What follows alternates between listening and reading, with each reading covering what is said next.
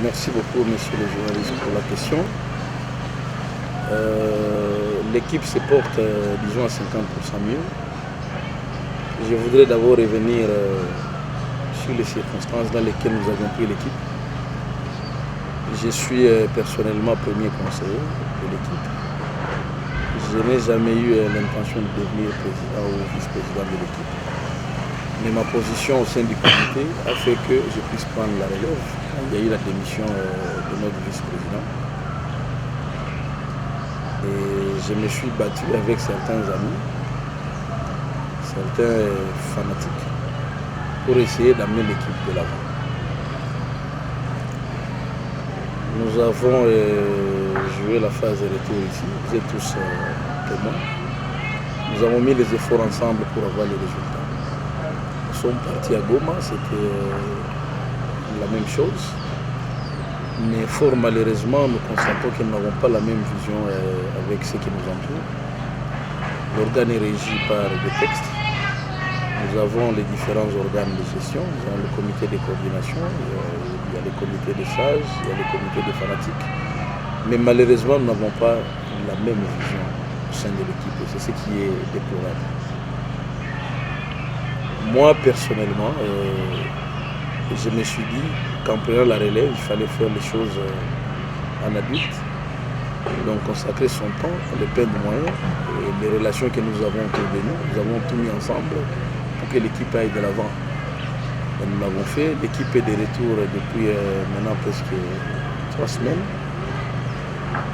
Certains joueurs sont partis, ce qui est normal parce que les vacances maintenant, le championnat les reprend au mois de septembre. Il fallait absolument les faire partir, mais il y a d'autres qui sont là, qui peuvent aller à Kim pour quelques mois et puis rentrer et voir comment est-ce que nous pouvons réorganiser les choses. C'est un peu ça l'état de l'équipe actuellement. C'est vrai que les gens n'ont pas été sérieux dans leurs engagements. C'est quand ils t'engagent à faire une chose, il faut la faire correctement. Donc nous avons trop de problèmes au sein de l'équipe, des problèmes financiers. Les gens qui étaient supposés remplir leur mission, mais qui ne l'ont pas fait. Nous avons fait de notre mieux, mais on ne peut pas porter cette couronne nous seuls. Donc, quelque part, les gens avec qui nous travaillons n'ont pas été sérieux dans leurs engagements. Et étant un homme quand même de conscience, c'est pas que je me vante. Je ne vois pas comment est-ce que je peux cautionner de telles choses. Oui, mais quand vous parlez de vision, c'est le premier conseiller de Bukavu, vous voulez dire quoi par là? Vous n'avez pas la même vision avec ceux qui vous entourent. Est-ce que les problèmes ne seraient pas venus du fait qu'on a à un certain moment interdit d'avocat les cotisations des fanatiques? Ça va le problème. Bon, justement, ça a été fait à un moment par notre président de coordination, bon, qui a fait quand même beaucoup de choses pour l'équipe. Et en passant, je le remercie pour ça. Mais notre philosophie, nous, c'est que l'équipe ne doit pas être supportée par un seul individu.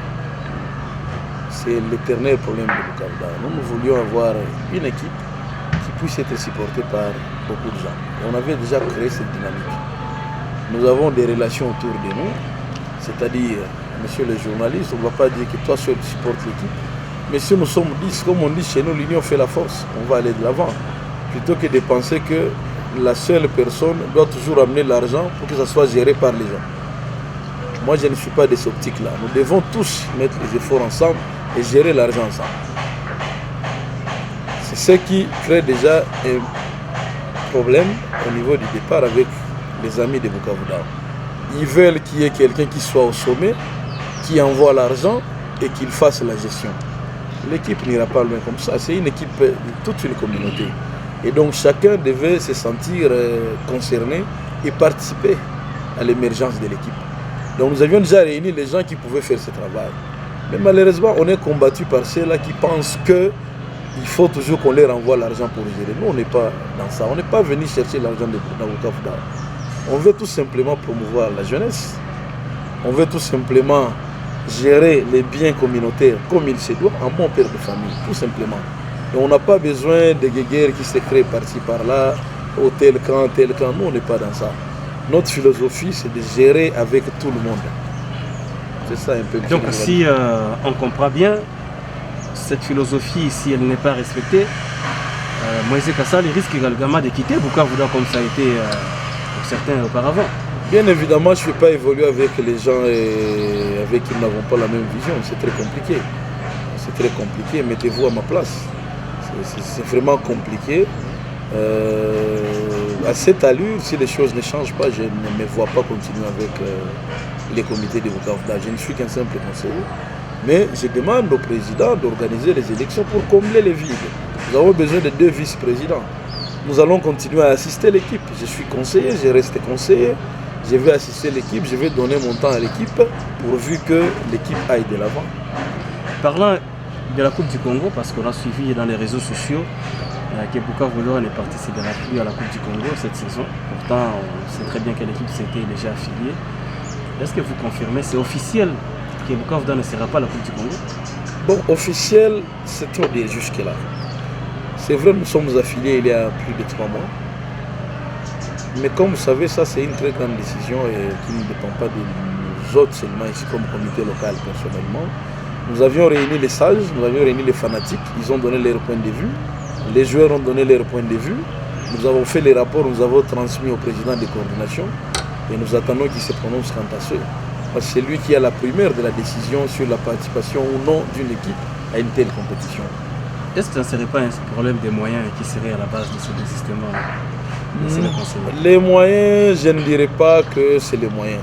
Du moment où d'abord le président lui-même n'a rien dit, et nous sommes quand même entourés par d'autres Bachamouka, les moyens, je ne pense pas. Mais nous avons été à Goma, vous avez été sur place, vous avez vu que l'équipe a besoin de se réorganiser. Il y a eu pas mal de couacs au sein de l'équipe. Et je pense qu'il est temps de changer les choses dans Bukavu. Si tout le monde le veut. Mais si tout le monde n'est pas d'accord avec nous, donc nous allons demeurer dans l'éternel problème. Et si le président ne s'exprimait plus, justement, avant le prochain match qui est prévu d'ailleurs, je crois, le mardi ou le mercredi contre Étoile du Kivu à Kinshasa, est-ce que vous ne pensez pas que l'équipe est exposée à plusieurs sanctions de la part de la fédération? C'est vrai que nous savons qu'il y a des sanctions qui sont là, mais à notre niveau, on ne peut pas prendre la décision au nom du président de coordination. Mais nous avons délégué les membres avec qui il a l'habitude de communiquer, parce que moi je ne communique pas suffisamment avec lui, il communique avec les sages. Donc voilà, nous avons remis aux sages la question qui soumettent au président de coordination et qui nous envoie sa décision. Voilà, nous allons finir cet entretien. Merci de nous avoir accordé ces temps. Un message adressé à tous les fanatiques de Bukavu qui vous suivent à travers les différentes chaînes de radio et télévision Bukavu. Je voudrais tout simplement dire aux fanatiques d'être sereins et unis. De tels comportements qui sèment la division au sein de l'équipe ne vont nous amener nulle part. Nous avons besoin de l'apport de tout un chacun au sein de l'équipe. Évitez les choses de dire tel camp, tel camp. Moi personnellement, je n'ai pas de camp. Je suis là, j'ai grandi dans Bukavu Dao, mon père a été membre de Bukavu Dao, mes grands frères ont été membres de Bukavu Dao, moi-même je suis membre de Bukavu Dao. Donc il faut savoir que nous devons travailler dans la paix. Tant qu'il y a des gens qui pensent que quand tu fais du bien, ça va contre leurs intérêts, on ne va pas évoluer avec Bukavu Dao. Mais si tout le monde veut si tout le monde se met d'accord, que nous puissions amener l'équipe de l'avant, je vous assure, il n'y a pas une équipe qui peut être mieux soutenue par Bukavu Dao. Nous avons des gens qui sont prêts à aider l'équipe, mais qui ne veulent pas de conflits inutiles. Moi-même, je me retrouve personnellement aujourd'hui, je ne dirais pas vraiment en conflit avec certaines personnes à cause des choses inutiles au sein de l'équipe. Ils veulent tout simplement que leur point de vue soit respecté, mais il faut savoir que quand vous gérez une organisation, il y a le texte.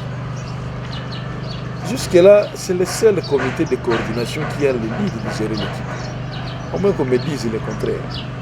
Mais vous allez voir les gens qui se permettent de vouloir donner les ordres au comité de coordination. Il y a un problème de personnalité qui est là. Nous avons eu à gérer pas mal d'organisations et je n'ai jamais vu ça dans ma vie où un fanatique appelle le comité pour donner son injonction au comité. Ce n'est pas normal. Donc les joueurs, les fanatiques restent sereins. Nous sommes là, nous allons continuer à aider l'équipe. Nous allons ramener tout le monde dans l'équipe, dans la mesure du possible, pour que l'équipe aille de l'avant. Moïse Kassal, nous disons merci.